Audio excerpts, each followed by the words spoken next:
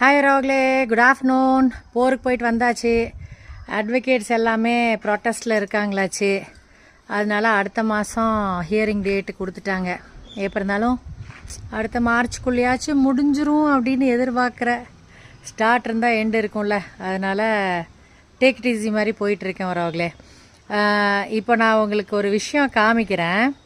இங்கே பாருங்க, இது என்னோடய பார்லர் போர்டு. என்னோடய ஃபோட்டோ வச்சு தான் வச்சுருந்தேன். எந்த நாதாரின்னு தெரியல, ஸ்டெப்பாக கட் பண்ணியிருக்கேன் வரவங்களே. 6 மாதம் தான் ஆச்சு இந்த ஃப்ளெக்ஸ் போர்டு வச்சு. கரெக்டாக 800 வந்துச்சு.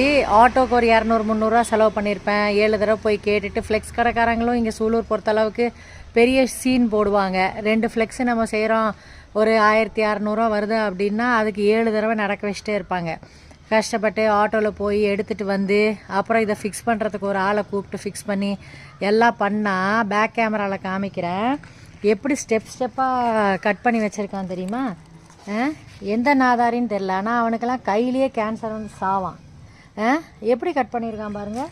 ஸ்டெப்பாக ஒரு அவங்களே ஸ்டெப்பாக இப்படி கட் பண்ணுவாங்க யாராச்சும். இது மெனக்கெட்டு இங்கே டிச்சு பக்கத்தில் ஒரு கலீஜ் மாதிரி இருக்குது இங்கே ஏரியா. இங்கே வந்து மெனக்கெட்டு நின்று இப்படி ஸ்டெப்பாக டிசைன் பண்ணுற மாதிரி பண்ணி கட் பண்ணியிருக்கான். முருகனோட டே தானே இன்றைக்கி. ஓம் முருகா, நிஜமாக நீ இருக்க அப்படின்னா எனக்கு 800 நஷ்டப்படுத்தியிருக்கான்ல, அவனுக்கு 8 லட்ச ரூபாய்க்கு சாவ் பயத்தை காமி முருகா. அதுதான் இன்றைக்கி எனக்கு வேண்டுதல். சரியா? நாதாரி நாய்ங்க ஒழுங்காக சம்பாரித்து ஒரு பொம்பளையாக இருந்து சம்பாரித்து உருப்படணுன்னு பார்க்குற எனக்கே இப்படி நடக்குதுன்னா, நீலாம் கெட்ட எண்ணத்தை வச்சு கெட்டது செஞ்சிட்ருக்க. உனக்கெல்லாம் நிறையா வெப்பாண்டா ஆப்பு சாமி.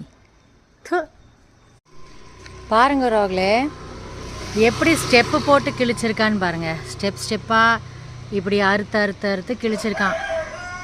6 மாதத்தில் இங்கே பாருங்க. இப்படி இது தானா கிளியுமா? ஸ்டெப்பு போட்டு கிழிச்சிருக்கான். தெரியுதா? பிளேடு வச்சு ஸ்டெப்பு போட்டு கிழிச்சிருக்கான். நீ எல்லாம் விளங்கவே மாட்டடா. உன் கையிலேயே கேன்சர் வந்து சாவ.